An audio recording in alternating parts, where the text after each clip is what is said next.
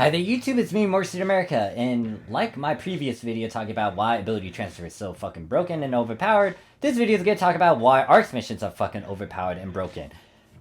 Here's the thing when it comes to Japanese PSO2, if you've been playing the game ever since its introduction, which was in 2012, I understand that Arks missions was not a thing until like or I think August of 2019, whenever my video was on Arks missions. I did make a video talking about Arks missions. If you don't know much about it, look in the description or upper right hand corner or above my head. Also, there is a playlist where I talk about how to go through these Arks missions, your daily ones and weekly ones quickly, because if you've got a lot of characters, you don't want to take forever in doing these missions so you can get these benefits that I'm going to talk about.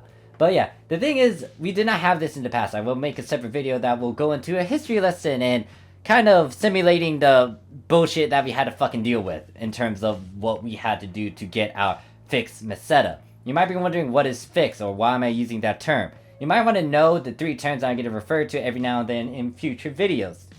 Above my head in the description there is a video that will emphasize on those 3 words. So, let's get back on topic. Arks missions are fucking broken. You want to abuse them, you want to use them. This is something that they offered on a fucking platter. I was like, you gotta be shitting me.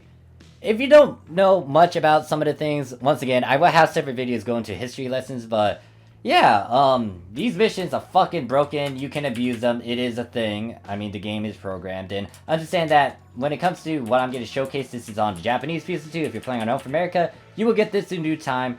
I don't know when. Don't ask me when. You gotta pay attention to the website, the notification, to NA PSO2. But the thing is, yeah, some of these things are fucking hard to get, like a fucking key. You know what was the old method to get a fucking key? It's fucking RNG chance. It's not 100% guaranteed that you can get it, but guess what? Arks missions, it's a fucking fixed method. It's a fucking 100% guaranteed if you do what it tells you to fucking do. If you don't do jack shit, of course you're not gonna get jack shit. But if you do it, then guess what? You are rewarded with a fucking key, which is fucking broken, because this is a Tokyo goddamn key. This gives you a shit ton of experience if you power level correctly, or if you abuse the damn boosters that the game decides to give you every now and then. Oof. But not only that, it can give you another incentive, like disability success rate plus 30%. Yes, you might not be a big fan of affixing. I have an affixing playlist if you want to get into it. Covers some of the basic stuff. You can look in the description above my head. But the thing is, this is a free fucking item. You know how much this thing costs in the fucking X Cube shop? This costs like 20 goddamn X Cube. This is per character per week. So if I have 20 characters, guess what? I can get 20 of these. I save 400 fucking X Cubes and I can put that 400 X Cubes into something else. And then there's experience and some other miscellaneous stuff. Obviously, if you know about Arks missions, it's because people are emphasizing on the goddamn meseta. However, I want to emphasize on the fact that you get a bunch of other shit other than the goddamn meseta. Like, yeah, the meseta is good, but is this the main way you want to get a bunch of money? No, there's other ways as well, but this is just to give you an incentive, a bonus, a good, stable footing in the game, and to give you at least something to put into your wallet. Now, is this the only way to get a bunch of meseta? No. There's several other ways to go about it. However, let me talk about daily Arks missions. Once again, I have a video talking about how to go through these quickly, but I realized that these Lambda Grinders you can get just by drinking, it's a shit ton. Especially if you got a lot of characters and if you are making sure that you do these daily Arks missions. I don't know if they have that over there in NA, let me know in the comments, but yeah, the thing is, the key is a good incentive as well, because this is a Tokyo silver key. This gives you a bunch of experience. If you need to power level a low level character, like let's say level 1 through all the way up to maybe level 50 or 60, you can use these keys and they can gain levels. Especially if you use the boosters correctly. And you can get this every fucking day per character. I had 20 of these goddamn characters. Do 20 times... Yeah, do 20 times 7. I get 140 silver keys if I'm on top of my game, if I do this every fucking day on every goddamn character. I get 140 silver goddamn keys. Not counting the gold key that I can get just by doing these missions and stuff.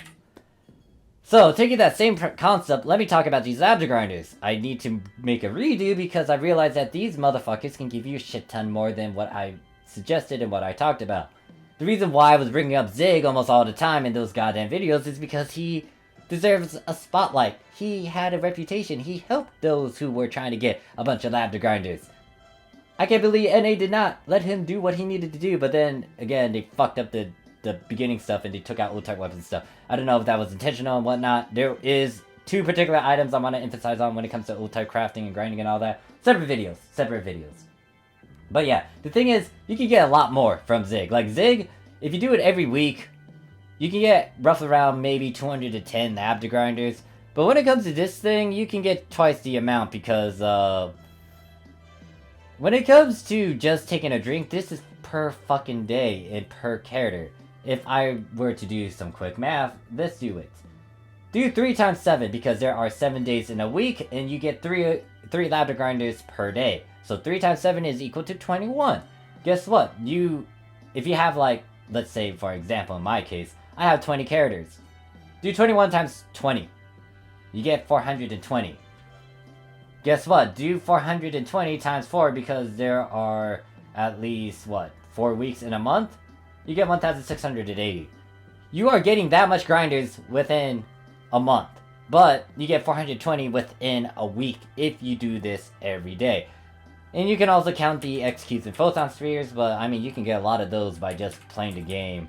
Especially if you... Actually, photon spheres not as much, but you'll get them every now and then when you trade into units. Executes for sure. Getting more executes doesn't hurt as well. And then you get like at least a 50% try boost. Because if you run out of the 100%, you might as well use a 50% try boost to give you that slight bonus as well.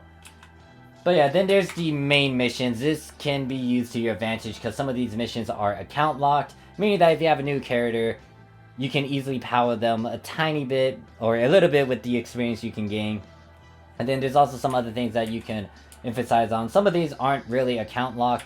The one thing that I need to point out is that mag feeding device thing. Yeah, this can be to your advantage as well. You can't abuse this. You can technically, if you have like 3 of your free characters, 2 of them are just dummy characters, you can delete those 2 dummy characters, make 2 new characters, make them go through this, collect that, and then delete them again and repeat the process. The only problem is there is a day cooldown. But it wasn't a huge deal over here in the Japanese PS2 just because like we already had our mag fed up and there's other ways to get these feeding devices. I mean, this is convenient, this is free, but if you have a bunch of characters already, you can't really exploit it as much, so we got to do some other method. But yeah, and then there's limited time missions. If you got like a bunch of characters and stuff, you could abuse this function or get a bunch of free stuff.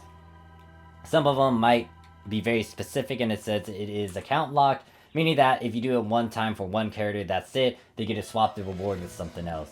But yeah, that's it when it comes to Arks missions. They are fucking broken. You want to take full advantage of it. You want to do it because you get a bunch of stuff. Now, obviously, if you don't have the time to do it and if you don't feel like doing it, that is entirely up to you. But pretty much, Arks missions are fucking broken because they are fucking broken. You get a bunch of fucking goodies from it, like the keys once again. They are hard to come by if you do the regular method of getting them, which is RNG chance through fucking featured quests. When it comes to those 30%, guess what? You had to spend X cubes on that. You're getting free shit if you decide to go get them by doing your weekly Arks missions. Guess what you can do with these free 30% now? You can fucking gamble, try to get more money. These things are fucking broken. The game, the developers decided to give it to us. So, yeah, it's a fucking joke. If you're telling me the game is easy, I'm not gonna bullshit you. It is fucking easy. This is why I'm looking forward to the reset for NGS to a certain degree. There are a couple issues I still have with it, but ultimately, when it comes to leveling up, it's not a fucking issue once they start to introduce bonus quests and stuff. Over there in NA, yes, you guys are doing advanced quests. They're building their way up to that point. I don't know what to say about that. I would say take advantage of it though, because when it comes to advanced quests, or when you need to start using a bunch of ultimate boosters, you would want to use those full-time boosters traded in for ultimate boosters. But that's just my opinion. It might be different over there in NA. I can't give you 100% guarantee. I might mention it again later in a separate video. But that's it for this video. What are your thoughts? What are your opinions about this? If you played the game in the past and you remember what the fuck we had to do and what we had to deal with, yeah, let me know how you feel about it, especially because I was pissed off the moment they released that, and at the same time I'm like, you give me this, I'm gonna abuse this to the fullest, Sega. You should have done this, but you know what? I'll take it because you gave it to us. and I'm gonna abuse the living fuck out of it. So I've been abusing it ever since. I already got like 10 of my classes to level 95 on several of my characters. Yeah. Anyways, that's it. Thank you guys for watching. I'll see you guys in the next one. Peace!